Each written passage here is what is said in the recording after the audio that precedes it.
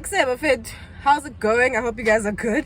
This week I am in the Toyota RAV4 E4 GXR hybrid. I don't know if I'm saying it in the correct sequence, but basically I'm driving a RAV4 that is a hybrid. Okay, so this is my second hybrid that I've driven this year, and solely for the purpose of this video I'm going to focus just on the car, and I'm also going to tell you how hybrid vehicles work so that you guys get a clear understanding of where we are going in terms of the motoring space and stuff like that.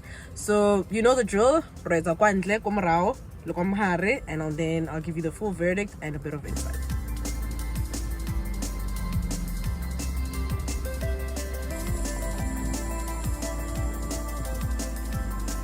So here's the RAV4 in its entirety, and I do love the exterior looks of this vehicle. Very imposing, very sporty, and I love how the fog lights are a bit higher up than conventional cars where you see them a bit lower, and the black cladding that grows around the car, it's so beautiful, even over the wheel arches, and the gray contrast at the bottom bumper there, which is actually quite cool. And when you move on to the side, you see that you have your hybrid decal there just to make it distinct so that it shows that this is a hybrid. And the RAV4 sits on 18-inch wheels, as you guys can see over there. Moving on to the rear, you really do get a similar setup. You have a dual exhaust over there, and you have all your decals to show that this is a hybrid. RAV4 E4 hybrid GXR, as you guys can see there. And there's a bit of gloss happening on the top on the roof rails over there. I don't know if you guys can see there. And yeah, this is basically the RAV4 in its entirety. Let's just check out the boot. So here's the boot space of the RAV4, and I folded down one seat just to show you guys that all the seats do fold down. The boot space when the seats are up gives you 580 liters, but when it's folded all the way down, you get about 1,690 liters of space. And you just need to clasp this thing down, this little latch over here, this one, to get the seats down. Okay, and you also have this flap on top, which I usually use for storage, so that's why I've put some stuff on top there. And yeah, you guys know I never have an empty boot, so yeah. I put my handbag in the boot for safety reasons. Because of smash and grabs, I feel like it's safer to have my handbag in the boot. But yeah, here is the boot space in its entirety. Now let's move on to the interior. Now this is the interior of the RAV4, which is a bit bland for me because yeah, it's a bit basic, but what makes it stand out is this orange stitching that you have going around the vehicle. You even have it on the seat here, giving it a bit of a more sporty feel. But the quality of materials, like number one, like Dubai Shapile quality at Toyota is unmatched. But I still think the interiors are quite dated. I mean, just look at that screen, look at all these conventional buttons there, and the graphics are a bit so old school. So yeah, I wish there was a bit of an improvement in the interiors, but I do love the feel of the leather in the car, and the plastics feel really good, even especially here. And you have all your gears are here, and you can actually toggle between eco and sport. So either you press it or you just toggle it around, you know. So but one feature that I really do like is this orange vibe going on in the vehicle. And you have a wireless charging bay. You do have a USB port here and two others down here. So yeah, there's ample charging space and ample USB space. So Toyota claims a consumption of 4.7 liters per 100 Ks. I'm doing 5.9. I got it on 6.2, so I took it down just a little bit. And when I toggle around, you know, you do have all the features there, your Bluetooth audio and your energy monitor, which I'm going to show you over here. So this is your energy monitor. So you guys need to pay attention now, because this is where I start telling you about how the hybrid system works. So this hybrid has two electric motors mated to the front and the back. So there's the two batteries over there. So as you drive, it kind of assesses where the power needs to go in terms of the electric motor. Do I need to take it to the back, or do I need to take it to the front? So as you drive, it kind of just changes colors and tells you where all the energy is going across all four wheels. Remember, all RAV4s are four-wheel drives, but they are front-wheel drive biased, so they mainly drive with the front wheels. But if it needs be, it can take 80% of the power to the back wheels, especially if you need traction. So for example, when you're on gravel, it takes a lot of power to the back so that you can have all the traction that you need. So this is how the energy monitor works, and this is literally just how Toyota's hybrid system works. Just in a nutshell. After explaining to you how the two batteries work together, I turned on the car. I'll be driving very, very, very slowly to show you probably be coasting to show you what happens when the car's in motion. So I'm just going to lift my foot off the brakes as you guys see the car's moving, and you see the energy now monitor is showing you where everything is going, right? Where all the power is going to the vehicle. So I'm just going to just go very slowly, and I'm going to bring you to the gauges in the middle here. As you can see, I'm still on charge, so the car's coasting. I'm not driving too fast. Okay, I'm still on charge. And there, you even have the energy monitor right in front here, as you guys can see.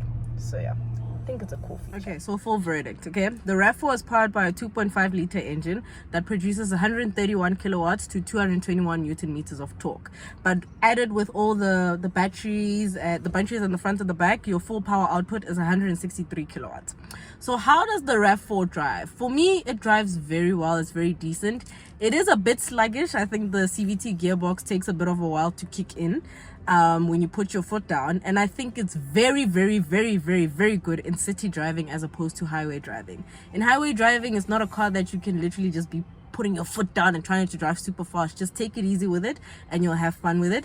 I also think that in city driving, that's where it excels very, very well. So I think you guys also want to know how these batteries work in this car and how it charges itself. So it has different methods of charging. So it literally charges itself when you're coasting. So when you're doing very light things, like maybe just reversing out of a parking bay or reversing out of home, maybe just driving super slow, you know, because there's 3 drive modes like I showed you on the infotainment, on the gauges there. It has power, eco, and charge. When it's on charge, it's when it's charging and just trying to regenerate energy into the batteries and stuff like that. So it works in a very sinuous way. So it works very well with the petrol motor and the 2 batteries that have been placed in the vehicle. I'm always in eco because I put my foot down, then the engine just starts working. So I'm hardly coasting, whatever, but it manages to charge itself. And the benefit of having a hybrid vehicle is fuel economy. I have done about, it claimed that I had about 600 kilometers on a full tank. I've done about 300 kilometers since I've gotten it, and I'm not even on a half tank yet. So in terms of fuel economy, hybrids are the way to go, and I really do recommend them. If you're looking for something that is fuel economic and decent, or not, I don't know if it's decent on the pocket though. I'll get to the pricing, then you guys will decide. But yeah, I think the RAV4 as a package is actually very, very, very lovely. I love everything about it, except obviously the interior is a bit dated for me, you know. But the car itself looks so good. It looks so cute. It looks so pretty. I would love it for myself personally. When I saw it, I was like, actually, I do love it. I love the quietness of it. You know, it's not the conventional combustion engine that makes a noise. It's quite quiet when you're driving and cruising. And even when it switches to the petrol motor, it's not too loud. So I did enjoy that about it. So now, obviously, the nitty gritties. You guys want to know how much it costs and the rivals. So the rivals, for now, it's mainly the combustion cars. So Volkswagen Tiguan, Mazda CX-5, Kia Sportage. Those are the top 3, and those are 3 that I have driven, okay, except the T1, but those CX-5 and Sportage I've driven. And I think in this economic climate, the RAV4 is your guy, especially for fuel economy. This spec is priced at 644,100, which I know could be expensive, but you guys know that Toyotas outlive you. Like Toyota can dala. Like I get sort of a little Cressida, little Kentucky round that is a little because the dang Joe is like Joe indestructible, for the lack of a better term. It's like Toyotas are indestructible, really. So you would be buying into a brand that's very, very reliable. But if you want something a bit more stylish and you're not interested in the whole hybrid setup and whatever, then Tiguan is your guy. A bit more expensive, but Tiguan is your guy. And the CX-5. The CX-5, albeit the engine will frustrate you, it's a very nice car. Kia Sportage, I only drove it on launch, so I don't want to say much about it. Let me have it on test and then I'll tell you all about it. But for me, in this climate and with a high fuel cost and whatever, I think hybrids are the way to go, you know. And remember, what I've taught you today, hopefully I've taught you something. Hybrid vehicles are built according to the manufacturer. So the hybrid system that's in a Toyota might not be in something like a VW, right? So this is Toyota's hybrid system. Maybe Volvo's one is different, maybe Kia's one is different, maybe Mercedes's one is different. So hybrid vehicles differ a bit. Some have only 1 battery, some have 2. One other disadvantage about having 2 batteries, it makes the car so heavy. You can feel the heaviness when you put your foot down. Even sometimes when I accelerate, okay, it just started itself. When I accelerate sometimes, I feel the power under my foot on the accelerator. I feel like some grrr sound happening, like, and when you try put your foot down, it's like takes some time to respond, because like there's so much tech and so much things that it's carrying, which is absolutely crazy. I think hybrids are the future, remember? And also one thing to note is that you get 2 types of hybrids: plug-in hybrids and non-plug-in hybrids. This one is not a plug-in hybrid, so you don't have to plug it into a socket or charge it, because everything regenerates and recovers on its own. Plug-in hybrids are the ones that you have to plug in. So would I recommend the RAV4? Yes, fully. If you are not someone who's fussy on niceties in a car and performance crazy whatever, and just want something that's decent for your family, decent for you, ample boot space, comfort, all these things, all the tech, the decent tech that you need, I think the RAV4 is a very, very good proposition. And with this hybrid, you'll be saving quite a bit on fuel in terms of costs.